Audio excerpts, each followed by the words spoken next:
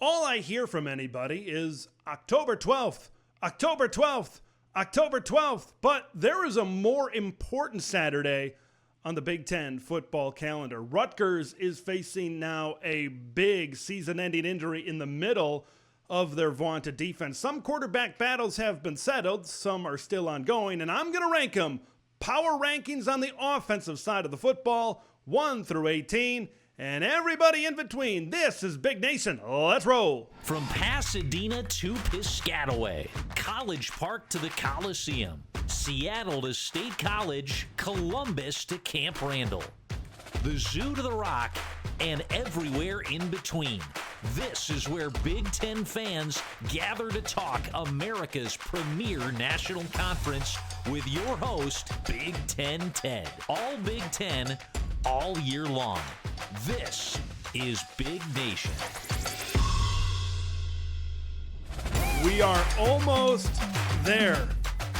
At this time, 7 days from now, 1 week from now, the ball is going to be in the air and the offense is going to be taking the field. We are ready for football. We have made it through the spring. We have made it through the summer. Fall football is upon us. Minnesota, Rutgers, and Illinois in action 1 week from now on Thursday. We got games on Friday.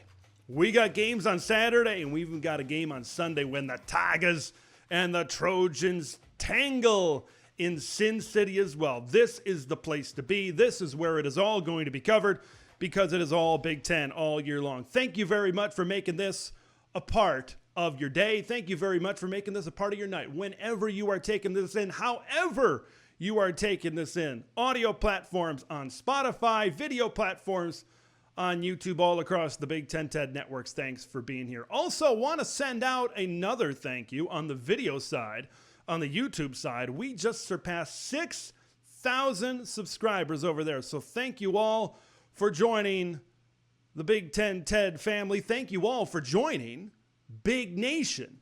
And I think we can get to 10,000 by the end of the season. So I'm laying down the challenge right now. I think we can do it. I think we can get there. Remember, season goes a little bit later this year. So January 20th national championship game. So I'll put it down by February 1st. I think we can get to 10K. I think we can get to 5 digits on the subscriber number over there on the YouTube side of things.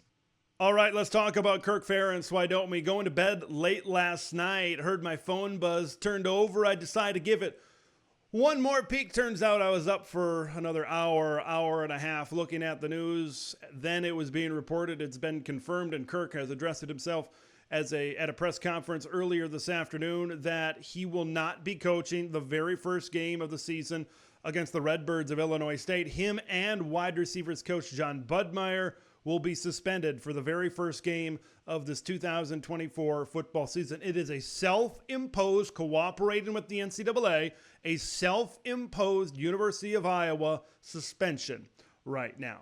And it is revolving around the transfer recruitment of Cade McNamara, quarterback, former Michigan quarterback at the time that this violation was committed. Now, of course, current Iowa Hawkeyes quarterback. It is the second self-imposed violation that has been reported by the University of Iowa and this football program this offseason. Kirk said at his press conference earlier today that it is a potential level 2 violation. They reported a level 3 violation earlier this offseason surrounding the transfer, once again, the transfer recruitment of Caden Proctor. We all know how that all ended up.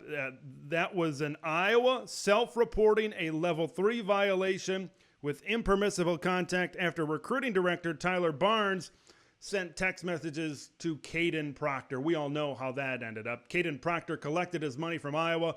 Kalen DeBoer sent a couple of kids on spring break to meet up with Caden, and as I say, the rest is history. Now, as it pertains to this Cade McNamara deal, I want to first start from his point of view, because when he ended up transferring after that 2022 season, and then he committed very quickly to the University of Iowa. It was about 4 or 5 days after he enter the portal. He ended up committing to Iowa. And even like that first day after, there was a ton of smoke. Smoke was turning into fire 1 or 2 days after as it pertained to news that he was going to head to the University of Iowa. Now, two thoughts really popped into my mind at that point in time. Number one, he must not be hearing a lot of options. And he thinks Iowa is maybe one of the few places that he can land. That was one of the first things that popped into my head. And then the other thing, of course, that popped into my head was NIL. They offered him a lot of money. They realized the need that they had at the quarterback position, and they went out and tried to get it done. And of course, they did get it done. The Swarm Collective, it is now known, the Swarm Collective at the University of Iowa paid Cade McNamara a lot of money to bring him to Iowa, to fix their offense, to fix their quarterback problem. Of course, the middle of last year, he goes out with an injury. Now, they paid him a lot of money, and now it is surrounding this NCAA investigation and this suspension for longtime head coach Kirk Ferentz. And there's a great possibility that Cade McNamara might not even be the starter by the middle of the year. That all of this money that was spent by the Swarm Collective and Cade McNamara coming in to try to fix this Iowa offense could all be for naught. And the suspension that was handed out, that was self-imposed, I should say, as a result of this recruitment. All of you put that together, and you could see Brendan Sullivan be the starting quarterback by the time we get into the meat of Big Ten Conference play. Like, that is a realistic possibility. Now, hopefully nothing more comes of this.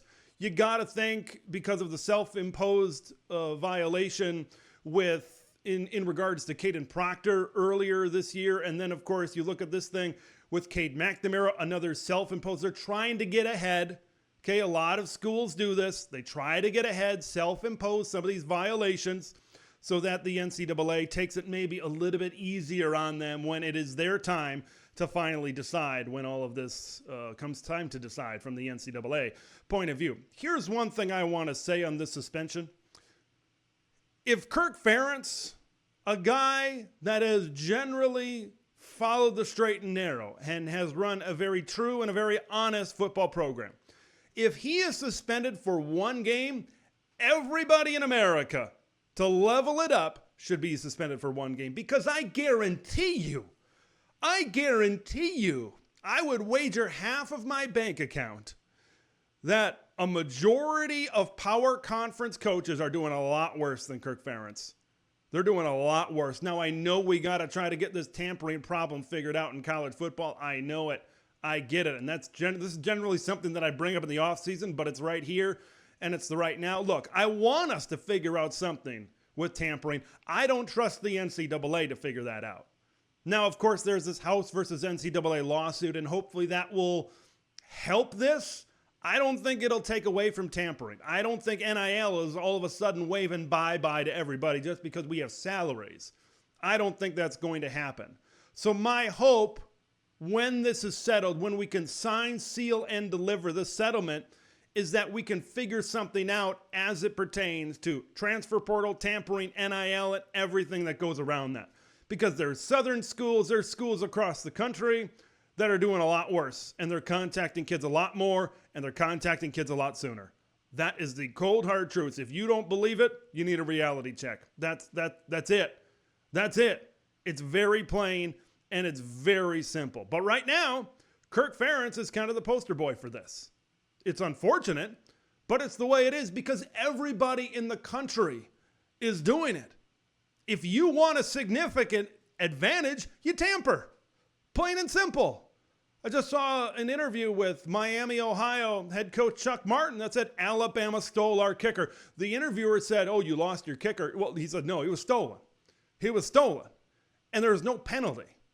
There's no penalty. So suspend every coach in America for one game. Then let's level up. Let's figure it out because, man, let's not kid ourselves, man. This is happening all over college football. It's happening all over America. Now, the good news for the University of Iowa is that this will not affect them. It's the game against Illinois State. Seth Wallace is going to be the acting head coach in this game for the Iowa Hawkeyes. So good experience for him to be able to lead a game day. Iowa obviously should win that fairly handily in that game. But man, this is something. It's not going to affect Iowa all that much, but it's certainly something when you get this close to the season that you certainly don't want to have to deal with. Let's get to the game plan of what we're covering here today, what we're drawing up for you.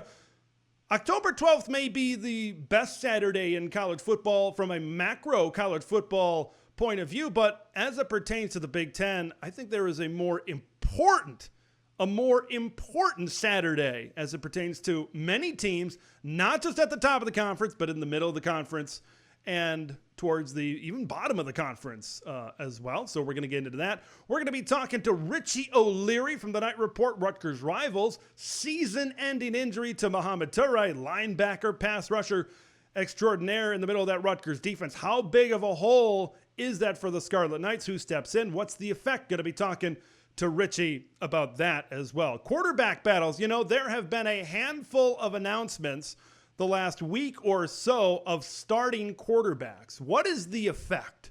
How much pressure is on these guys? What are the expectations for these particular quarterbacks? We're going to be talking about that. And then these quarterback battles that are going to be going up until the 11th hour when these teams kick off their season in a week or so. Offensive power rankings. I got to admit, Pac-12 teams kind of helping us out a little bit on the offensive side of the football. They're going to rank pretty high on offense, but 1 through 18, everyone in between on the offensive side of the football. We're going to be talking about that.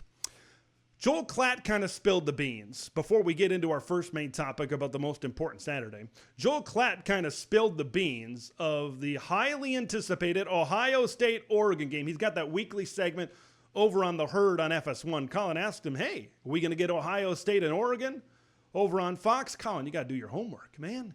You got to read those Big Ten releases. You got to read the stuff. You got to hear the stuff. You got to take in this information from Kerry Kenny and company that says, yeah, we're not having West Coast home games in the big noon slot, but we'll forgive you this time, Colin. Joel says, nope, it's going to be on NBC.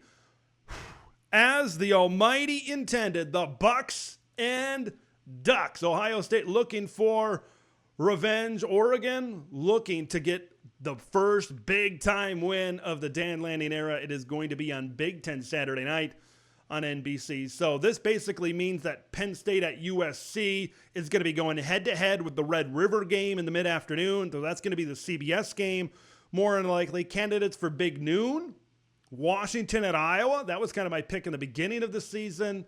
Maybe Wisconsin and Rutgers if both teams are coming out of the gates hot.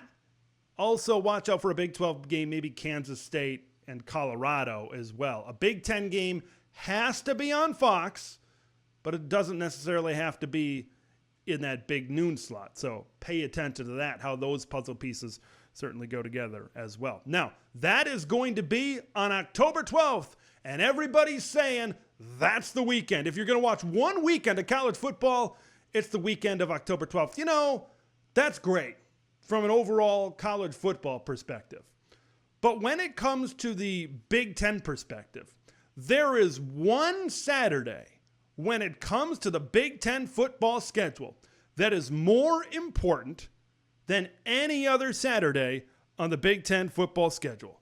And it is the first weekend in November, just days removed from Halloween, where it's getting a little bit chillier here in the Midwest and even in the Pacific Northwest as well. You can feel that chill in the air, but the heat of some of these races is heating up, like the Big Ten championship race, like college football playoff races to get those at-large spots, and even bowl eligibility races. This weekend has it all. Now, a big reason why this is the most important weekend of the Big Ten football schedule is because of what happens at the top, is because of the Big Ten championship implications. Now, prior to this, of course, Ohio State plays Oregon on October 12th.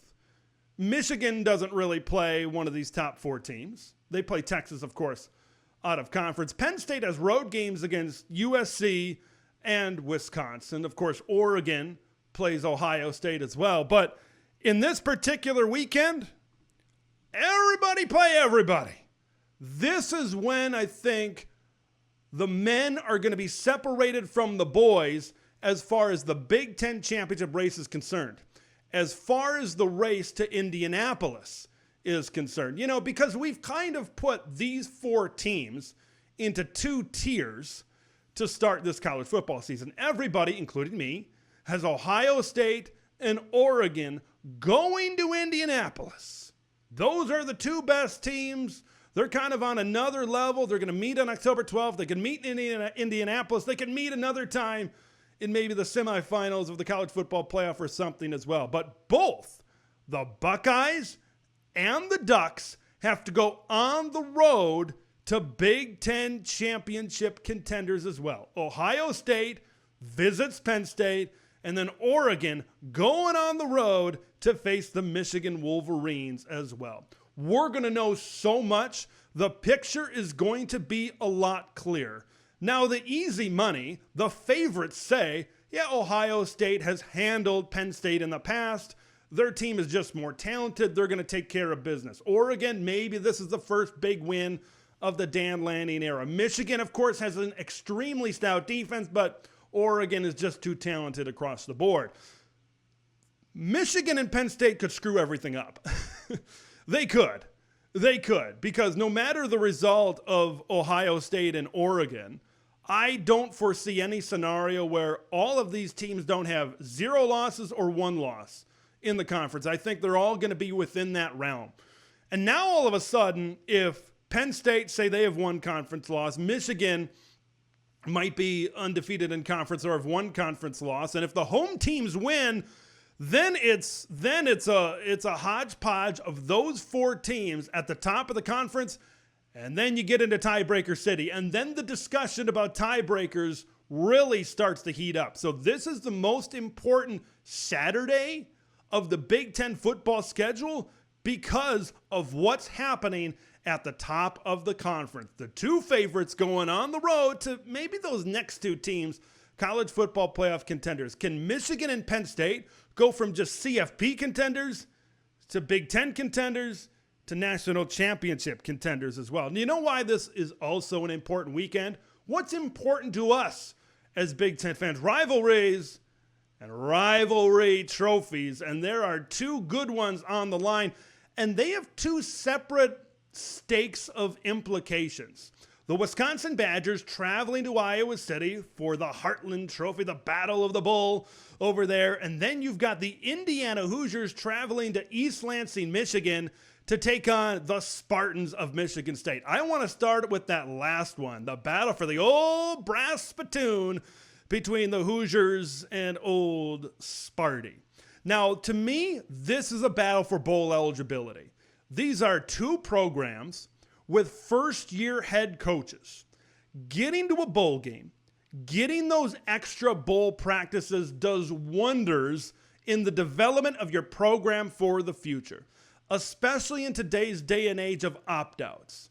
Now, not only can you get freshman reps, but you can get freshmen or sophomores, young players, the future of your program. You can get them reps in practice with the ones, and then you can get them 60 minutes of game reps as well. Those are big time reps to be able to build your program with some of the future prospects and future stars of your program as well. I think these are 2 pretty good offenses. Okay, Indiana, I just really like Indiana. I like how they're loaded at wide receiver. Michigan State, if Aiden Childs is that dude, if he is that guy, this is a Michigan State team. I don't think they're necessarily going to win 6 or 7 games this year, but they could sneak up on people. The winner of this game could very well be bowl eligible and get those extra bowl practices. The losers could miss out on that and end up on the short end of the stick, 4-8, 5-7, whatever it be. Let's talk about the Wisconsin and Iowa matchup as well. I want to first talk about it from the Wisconsin Badger perspective. It's a tough spot. You play at home against Penn State the week before, and then you got to travel to Iowa, a team that Wisconsin has not been able to beat 3 out of the last 4 times. Pretty much post Jonathan Taylor, Iowa has been able to control this series in recent memory. Now, Wisconsin has a game against Alabama out of conference. They got to go on the road to Rutgers. They got to play Northwestern. As Badger fans, you should know That is never an easy game at any time. And this year, Northwestern in that Lakefront Stadium, maybe Wisconsin wants to throw it around a little bit more. That could be a little bit tricky for the Badgers in that spot. But this game is important because there's a potential. I'm not saying it'll happen, but there's a potential. This Iowa game could possibly lead to a nosedive. I mentioned Penn State. Tough team. Penn State, personnel-wise, 11 through 11, 85 through 85, probably has better players than the Wisconsin Badgers. Now, I picked Wisconsin to upset Penn State in this spot, but they could very well lose to the Nittany Lions at Camp Randall Stadium. Here's the schedule, the last 5 games of the year for the Wisconsin Badgers. Home against Penn State, at Iowa, home against Oregon, at Nebraska, and then the Paul Bunyan-Zax game against the Minnesota Golden Gophers. So if you can't get it done against Penn State, and you keep reeling and you're not able to get it done against Iowa, you got to play Oregon at home. That's a tremendous challenge. And once again, kind of like I said about Penn State, Oregon just 85 through 85 just has a lot more talent than Wisconsin.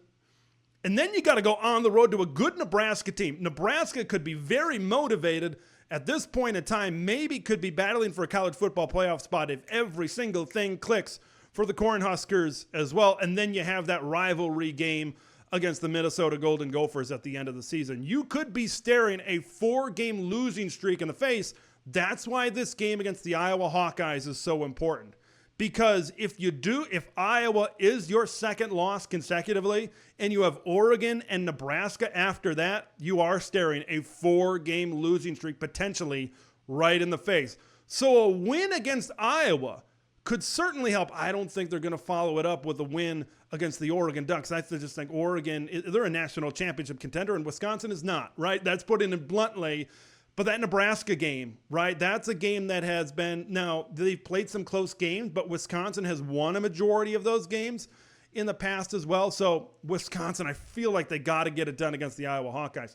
For Iowa, I know they've been talking about a potential college football playoff with the favorable schedule that Iowa has. I feel like this game, the Nebraska game down the stretch, this is their opportunity, Iowa's opportunity, to beat some solid to good football teams. Because when it comes to college football playoff seeding, it's going to depend on the good teams that you beat. If Iowa can't pull the upset against Ohio State, your best chances for marquee wins on your schedule, Iowa State, Wisconsin, and Nebraska, and maybe Washington. Maybe. So this is a game that they can't afford to drop. I know a lot of people say, hey, 10-2 Big Ten SEC teams are going to make it. But if Iowa drops this to Wisconsin, with their marquee wins being Nebraska and Iowa State, and then you compare that resume to maybe something like an Ole Miss or a Missouri that maybe looks a little bit more flashy, maybe looks a little bit more sexy, where do you think the committee's going to go? Where do you think they're going to go? They're probably going to go to the SEC. So it's a big game for that reason as well. Those are the rivalry matchups. I got another category here. How about getting the monkey off their back? There are 2 maroon and gold programs that on this very weekend can really reverse recent history in their favor. Let's start first with the USC Trojans. Kind of like Nebraska, if everything clicks, this could potentially be a college football playoff team. Potentially. That offense, we know what Lincoln Riley can do if the defense can make strides. This could be a team that could be very competitive throughout their first couple of months on the Big Ten, in the Big Ten Conference. Now, USC has lost 3 of their last 4 meetings to the Washington Huskies. Now, of course, they didn't play every year, opposite divisions, and then when the Pac-12 ditched divisions, these weren't exactly protected rivals. But USC hasn't beaten the Washington Huskies since 2016. And this could be a spot where USC could be in contention to be a college football playoff team. Washington could be getting better towards the end of the year. Maybe they don't have anything to lose. They go to Seattle at the greatest setting in college football. This could be some upset material here to maybe derail USC's college football playoff chances. This would be a win that USC absolutely needs to certainly keep that momentum going. Let's take a look at the other monkey on the back. And this monkey, well, this might as well be a gorilla because it is a Brett Bielema-sized gorilla on the back right now of PJ Fleck, and specifically this Minnesota Golden Gophers program. Of course, Brett Bielema, the former head coach of the Wisconsin Badgers. Brett Bielema has won not 1, not 2, not 3, not 4, not 5, but 10 straight games against the Minnesota Golden Gophers, dating back to when he was the head coach at Wisconsin from 2006 to 2012. As Illinois' head coach, he's won the last 3 as well. Now, this game is in Champaign, Illinois, and these are two pretty comparable football teams. I think they got pretty good offensive lines, good, really good, however you want to categorize it. They're good up front. Both have 2 really good young running backs, Darius Taylor from Minnesota, Caden Fagan for Illinois. This is going to be an old school Big Ten West type of football game, smash mouth football game. They got quarterbacks that I think are good, right? They don't have bad quarterbacks by any means, but they have quarterbacks that can make some plays, certainly down the field. And I think their defenses are kind of in the same tier and pretty comparable as well. So this is going to be a very interesting matchup. Minnesota last season checked that box that saw the Iowa Hawkeyes get beat by the Minnesota Golden Gophers. Finally, PJ was able to get that monkey off of his back.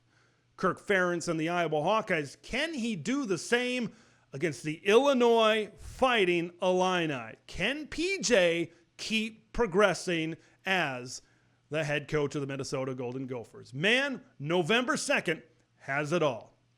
Coming up on the other side, Rutgers has suffered a big loss in the middle of their defense with a season-ending injury to Mohamed Toure. Richie O'Leary from Rutgers Rivals and the Night Report joins me next to talk all things Rutgers defense and how they respond from this big loss in the middle.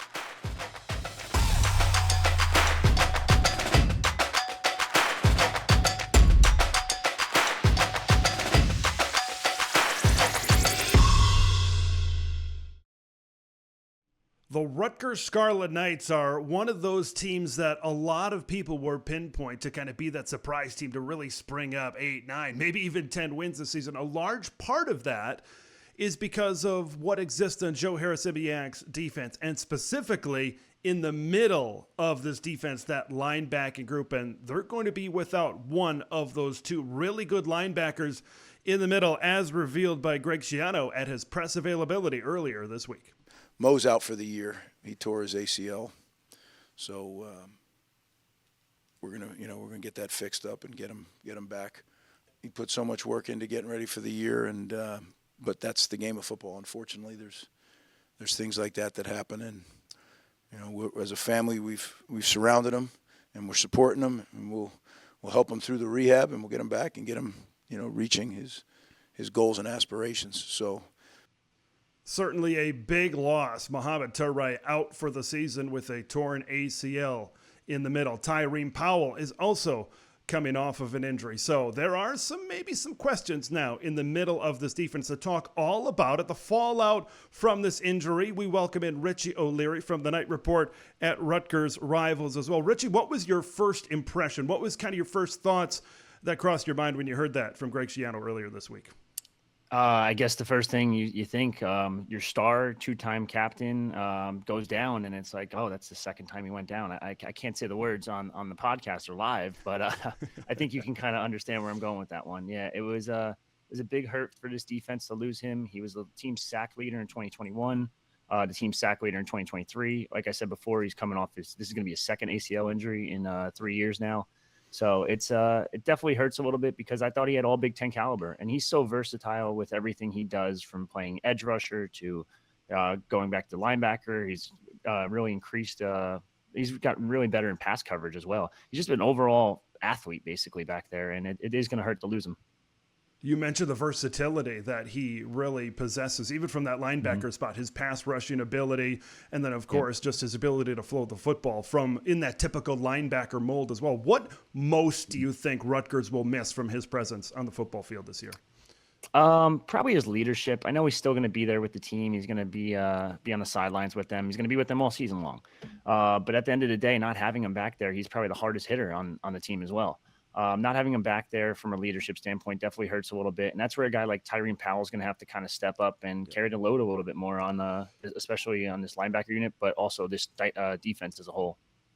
Let's talk about Tyrone Powell for a minute. He was injured in the spring earlier, and now it sounds like he's going to be ready to go by fall, and that shouldn't really plague him at all. It shouldn't really plague this Rutgers defense at all. But how much pressure is now going to be on the shoulders of Tyrone Powell to really be that guy and really step up, and maybe he's the all Big Ten type of performer? So it's going to be interesting to see how much he actually plays in his first couple games. Rutgers is lucky because they have Howard to open the season, Akron the week after that, and then a bye week ahead of the Virginia Tech game in week 4. That's going to be down in Blacksburg as well. So that is definitely going to be the tough one. You want to get him healthy for then. He did suffer a wrist injury last year that caused him to miss the later half of the season. And then he tore his Achilles in a workout back in January. How much is he going to be able to do right away? It's really tough, but I mean, a lot of this workload at that linebacker room falls on his shoulders now. So we're going to have to wait and see basically, but it's more so that these other younger guys are going to have to step up big time. Let's talk about some of the guys that could fill the role, because I think that's the immediate question that people want to know. Okay, Mohamed Toure is out for the season, but now who's backfilling that role? So you guys on the night report that I listened to earlier today mentioned Moses Walker, a guy that could really step into that role. Now, whether it's him alone or him and somebody else, one, who do you expect to step into that role? If it's Walker, who else could kind of fill that role? And number two, do you think one or more of these guys could replicate maybe what Mohamed Toure was?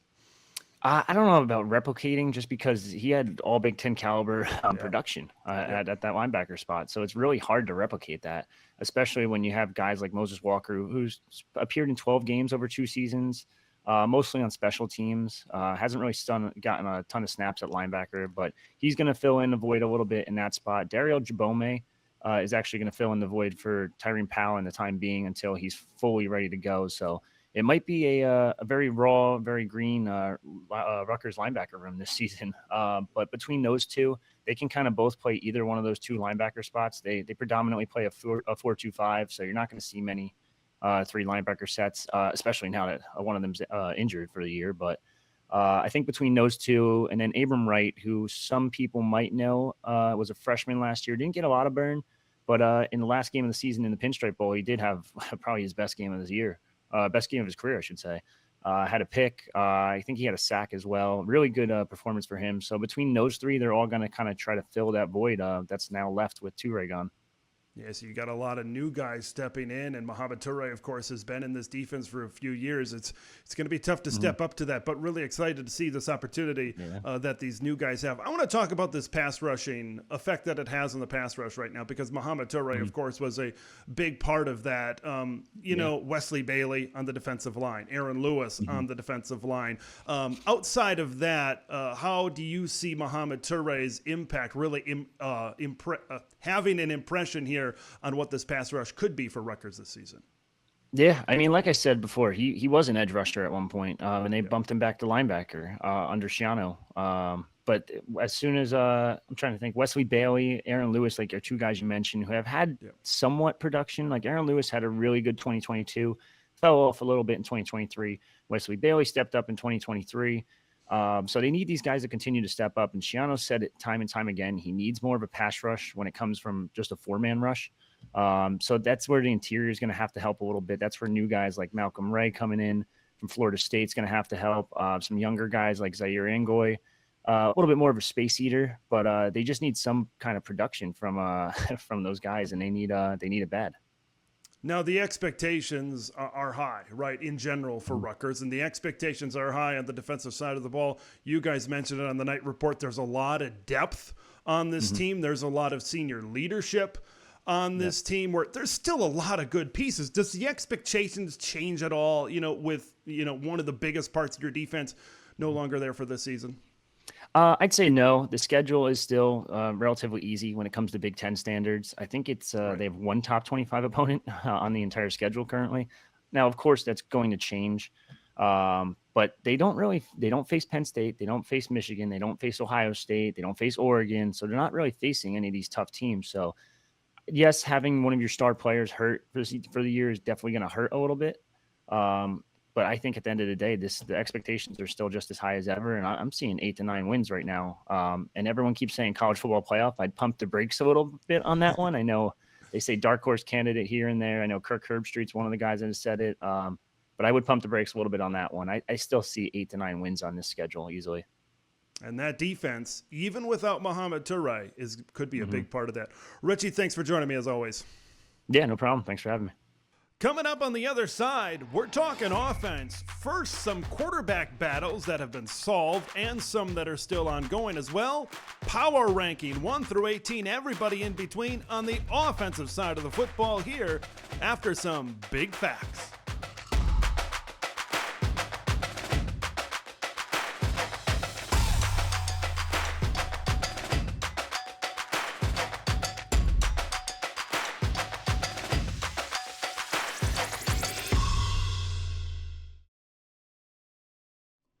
There are a lot of questions as it pertains to quarterbacks in the Big Ten Conference. There is just a small handful of guys that started in the Big Ten last year that are returning to start this season. There are guys that are transfers. There are freshmen coming in and expected to play right away. And then there are backups that are moving into the starting role, which makes for a lot of mystery of which teams could be good and which teams could not be good, because we know how important the quarterback position is throughout all of this. Now, as it pertains to fall camp, there have been quarterback battles going on. Now, recently, in the last week or so, a handful of schools have named starting quarterbacks that have won some of these battles. Now, there still are some QB battles going on within the Big Ten Conference, and those battles might continue to go on for a while, maybe up until that first game, maybe even into the season a little bit. That's not the greatest all the time, but it's certainly a fact that it could happen for some of these teams. I want to start first with the teams that have recently named starting quarterback and then go off from there. Let's start with Ohio State's Will Howard. Dude, all you got to be is the point guard. You are not the star. You are not the hero. This is not a Heisman Trophy candidate. It's just not. It's just not, because the best players are at running back and the best players are at wide receiver on this offense. Those are the guys that are going to be the superstars. So you got to be the facilitator. You got to be the point guard. When you look at Will Howard, just make the right decisions. When it comes to the run game, they have a potential three-headed monster if you include Will Howard with Travion Henderson and Quinshon Judkins. When it comes to the read game, when it comes to the RPO game, make the right reads. Get the ball to the right guys in the right spots. That is Will Howard's job. When it comes to the pass game, just get it to these guys in space and let them make the play. Now, he is going to have to push the ball down the field eventually. He is. That's just how, when you face some of the teams in the Big Ten that they're going to face, like the Oregons and the Penn States of the world in the schedule, he is going to have to make plays down the field. Luckily, he's working with one of the best wide receiving cores in the country. Like, you throw it in the area, in the radius of Jeremiah Smith, he's going to come down with the football. You get it to Emeka in space, he's going to be able to make guys miss. And then you have Carnell Tate and Brandon Ennis. If they step up, this is a passing offense where it's just going to make, usually sometimes the quarterbacks make the receivers look better. I think it's going to be the opposite here. I think these guys are going to be able to get open, and he just has to be able to make the right reads at the right times. That's what Chip Kelly and Will Howard, they need to have that relationship where Chip can trust him to make a 3rd and 5 read and keep the chains moving forward. Let's talk about Tyler Van Dyke at Wisconsin. When you look at these quarterbacks that have recently been named starting quarterbacks, and you could go on beyond from that, quarterbacks within the Big Ten, no quarterback has as much riding on the success and the performance of that quarterback to the team than Tyler Van Dyke. Like, if he does not play well, if he, commits some turnovers like he has in the past, and he's not efficient, and this offense is a little bit out of rhythm, maybe like it was sometimes last year with Tanner Mordecai, this team could be fighting for bowl eligibility at the end of the year. But you fast forward, and this is a good Tyler Van Dyke, maybe like it was a couple of years ago when Rhett Lashley was his offensive coordinator. Then you could see Wisconsin, I think, be maybe an 8-win team, a 9-win team if the defense clicks, of course, if the run game clicks, if everything really comes together for Luke Fickell and the Badgers. Like, his success, I believe, has a 3-win range. It could possibly even be more than that if he plays really good versus if he plays really bad. So Tyler Van Dyke, hate to put more pressure on you, buddy, but I honestly believe his performance could dictate what kind of a season it is in year 2 for Luke Fickell and the Wisconsin Badgers. And Phil Longo, he's got to get that offense right. He got to show signs of progress that the dairy raid is the right direction for the Wisconsin Badgers this season.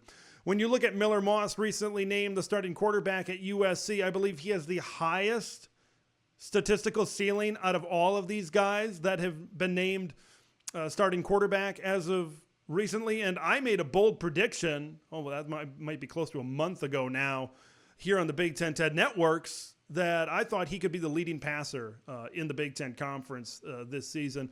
I think this passing offense is going to be a lot more structured with him. I don't know if this offense is going to be pushing the football down the field as much. I think it's going to be a lot of short, efficient style passing game. I got to give a shout out to my guy Gabe at the Trojan Blade. He made a great point. It's going to look a lot like Baker Mayfield in Oklahoma. And I think that's right on the money. And I think it's going to be efficient. And I think they're going to keep on moving the chains and keep on moving down the field. Offensive line, if they can protect him, get rid of the football quickly, you have that combination, get at these playmakers, Miller Moss could have a great season. Jaden Maeva pushed him a little bit, and that's good to have depth in the quarterback room, but I'm really excited to see if Miller Moss can be the next great quarterback under this Lincoln Riley tutelage. Let's talk Dylan Raiola. I think out of all of these quarterbacks, he's probably going to be asked to do the least right away.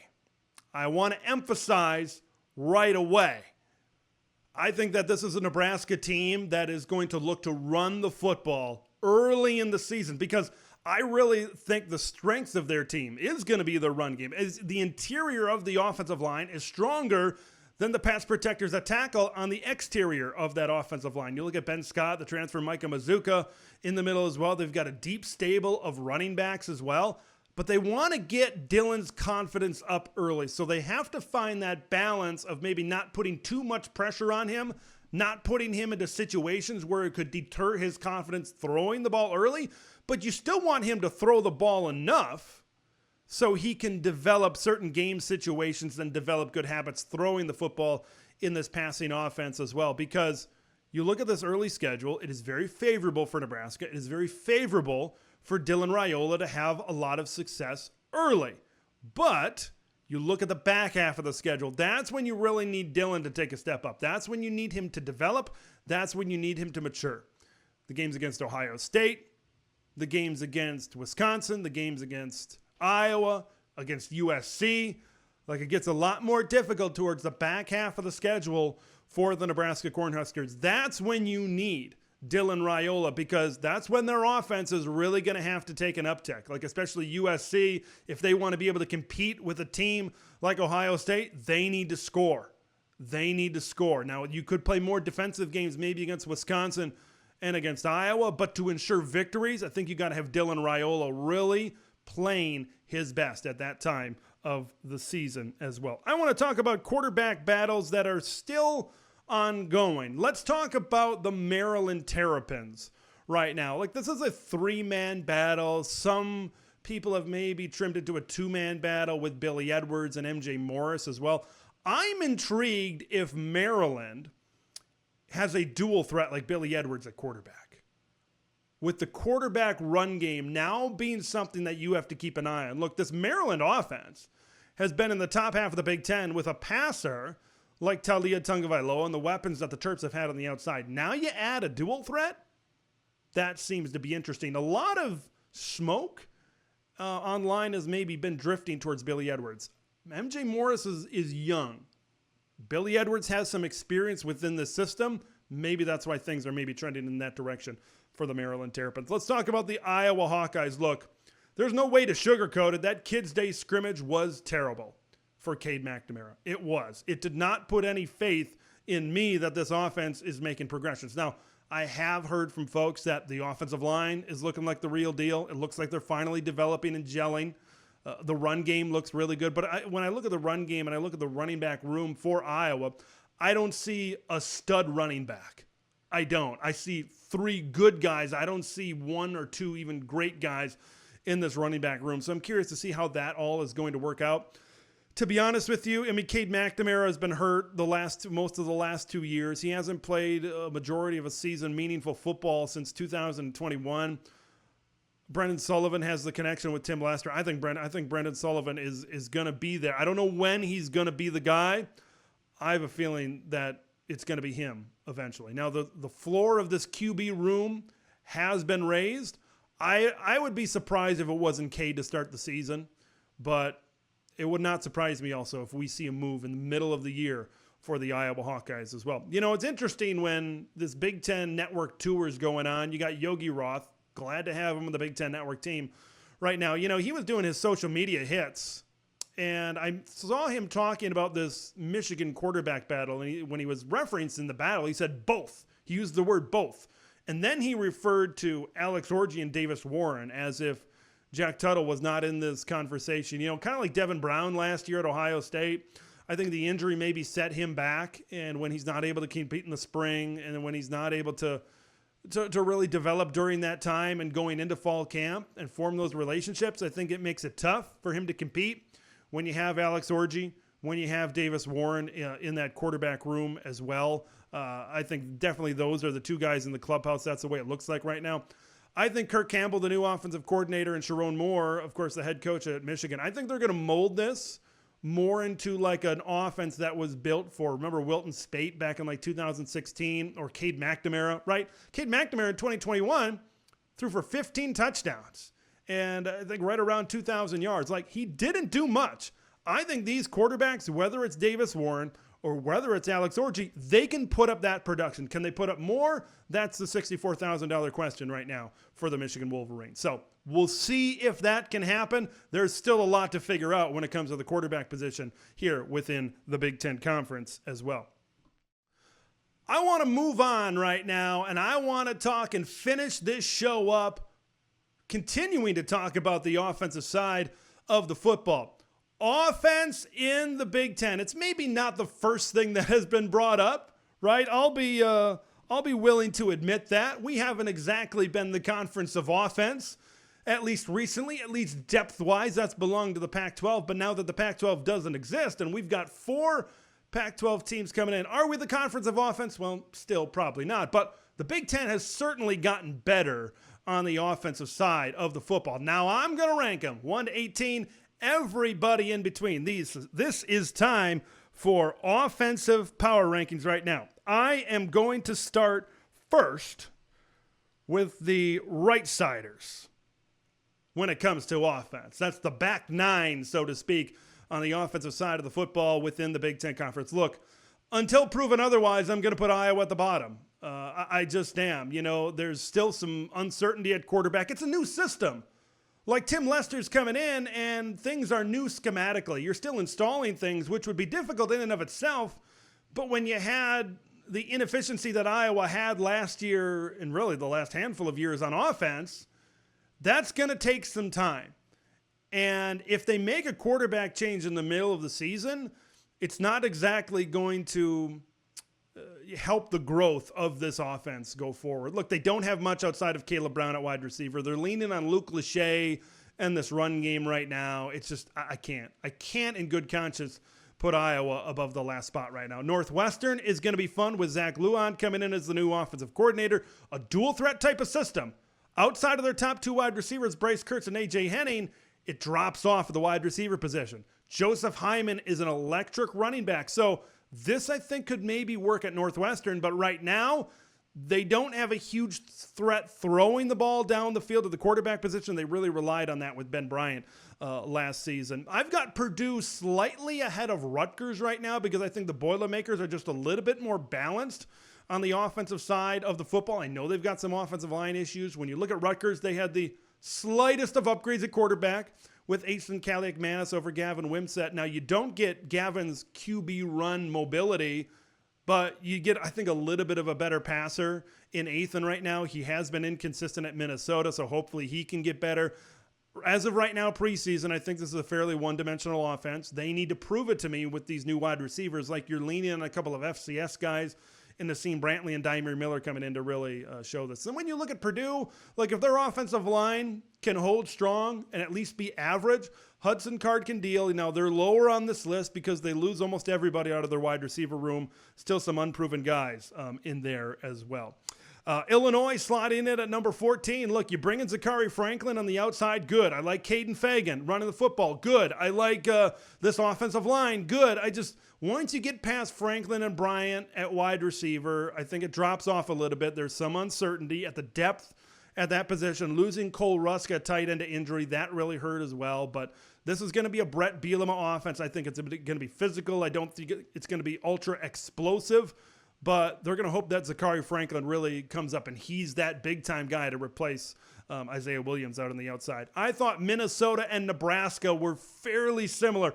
I took the college experience of Max Brosmer. I know it's not FBS, but I took the college experience of Brosmer right now over the inexperience of Dylan Raiola. Dylan Raiola will be a better college quarterback when his career is done than Max Brosmer. But as of right now, I think the Minnesota offensive line is a notch better than Nebraska's is right now. I think they're both going to be really good running the football. I think they both have some questions, maybe on the perimeter. I think Nebraska may be a little bit of an edge there. They're close, but I just give it to the Minnesota Golden Gophers over there as well. Like, if Aiden Childs is the truth, Michigan State could certainly rise up this list, but who's going to step up at the wide receiver position? That's another big question I have. Outside of Tanner Miller transferring in from Oregon State on this whole offensive line, there's some big questions. If they can't protect Childs, they could have some issues, but I do like the running back tandem in Nate Carter and UMass transfer K'Ron Lynch-Adams as well. I think Wisconsin, it might not start this way. I think Wisconsin's going to be run first. Whether it kills Phil Longo inside or not, I think they are. I think this is going to be a strong run game. The running back room is really deep at Wisconsin. It is. I think Tawee Walker is going to be RB1 fairly quickly. I think Ches Malusi is going to be a more agile change of pace type of back as well, but they provide a nice thunder and lightning combination. I like the offensive line. I do like the receivers on the outside, but I think they're going to run to set up some of those matchups in the throw game down the field. I think they maybe want to limit Tyler Van Dyke and how often he exactly is slinging the football down the field to avoid some of those turnovers as well. Let's go to the front nine, so to speak. And boy, when you talk about offense in the Big Ten, you got to talk about the Oregon Ducks at the top. I think there's no question that they are the number one offense right now in the Big Ten Conference. But before I get to the top, let's kind of start at the bottom and count up. You know, when you look at some of the players that Michigan has coming back, like they still got Donovan Edwards back. They still got Colston Loveland back. When you look at the running back position and when you look at the tight end position nationwide, like those are two of the best at their respective positions. So I think you got to give them the benefit of the doubt over there. We know they have some questions at quarterback. Look, I know they lose pretty much all their offensive line, but they have good players. They have good players that have been able to get time during these blowouts, so they've seen time, and they're four-star type of recruits. They're solid players. They've brought in some transfers as well, so this is still a good Michigan offensive line. Is it great? Is it elite? I don't know if I put it in that category just yet, but of course the questions at quarterback. So if they can figure things out or maybe just take less of a responsibility on the quarterback, I think this offense will be just fine. I love Indiana. I love their receiver room right now. I think it could be very explosive. Kurt Cignetti is known for some high-flying offenses as well. Curtis Rourke, I know he was banged up at Ohio, but when he was healthy, he could really push the ball down the field. I think everything that they have right now is a great combination. I look at Indiana, I look at Maryland. Those are teams right now where their offensive line is so imperative to the success of their offense because Maryland has a ton of transfers on their offensive line. Indiana has some uncertainties, especially with an injury they had. Trey Wettig, I believe, from the transfer from Wisconsin, is out for the season. So if they can't protect and these quarterbacks are running around, ask Purdue what happens when you got that. You know, it doesn't work out for you. So they have to have their offensive line at the very least to be able to be average, but Indiana's got weapons. I look up to Maryland. Of course, they got to get their quarterback situation figured out. But Ty Felton, Caden Prather, Octavian Smith on the outside, Roman Hemby, I think, is a good running back as well. And I just trust Mike Loxley to go out there and scheme up a really good offense. I trust him to make good decisions. I think he's a really underrated offensive mind in college football. Okay, now we get into the West Coast teams. I got Washington and UCLA. I think they're pretty comparable. I think UCLA probably has the edge in their wide receiver group. I think they're comparable at running back, even though I'd probably give the 1-2 tandem at Washington a slight edge. But TJ Harden is still pretty darn good back there. I think he's going to be a good Big Ten running back. I'll give Will Rogers a slight edge over Garbers just because he's played longer. I think the thing with Rogers is he's adjusting schemes, I think, pretty big. Of course, you got that air raid system with Mike Leach over at Mississippi State. He had success. I think that really fit his skill set. Now, this offense coming over from Arizona is more decision-based, so he's got to be able to process things. We'll see if he's able to do that as compared to that if-then system that is the air raid offense as well. Now, I've got Penn State above them because I think Penn State's better on the offensive line than those two teams. They're better in the run game, of course, with that dynamic tandem with Singleton and Allen. You know, as for as much flack as Drew Allard takes, I think when it comes to a talent perspective and then Andy Kotelnicki coming in with this offense, I think Drew Allard is going to really benefit from that. And hey, he takes care of the football. His freshman numbers were pretty good. He wasn't a freshman, but a first-year starter. You get the general idea over there. I know their receivers. They are not at the same level as maybe a UCLA or a Washington, but I think as a whole, this Penn State offense kind of notches up a little bit higher as well. I've got Ohio State above a USC right now. I just think that's maybe the best run game in college football right now. I don't believe a ton in USC's run game. I think it's going to provide a little bit of balance. I don't think it's going to be a 50-50 offense over there at USC. But Ohio State, I think, still has a better wide receiver room. They have a better offensive line. You know, they have better running backs. I just think Ohio State is just a tick above. USC could work their way up possibly to that number 2 spot. And of course, I said it before, the Oregon Ducks.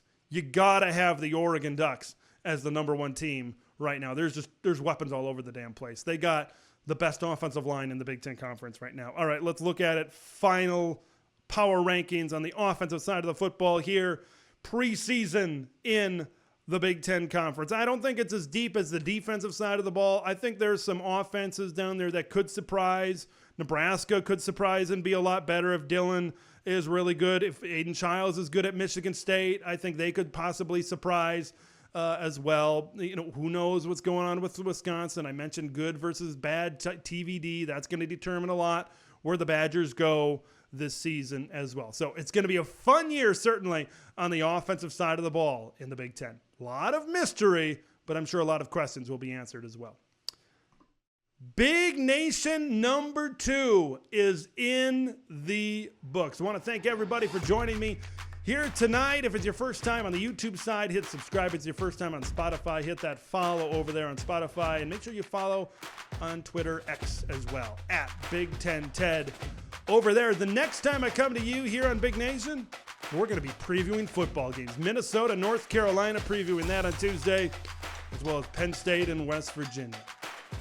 Offense, defense, power rankings in the books. It is finally time to play some football. We are under a week until kickoff now. So until next time, until the next Big Nation, have a good one.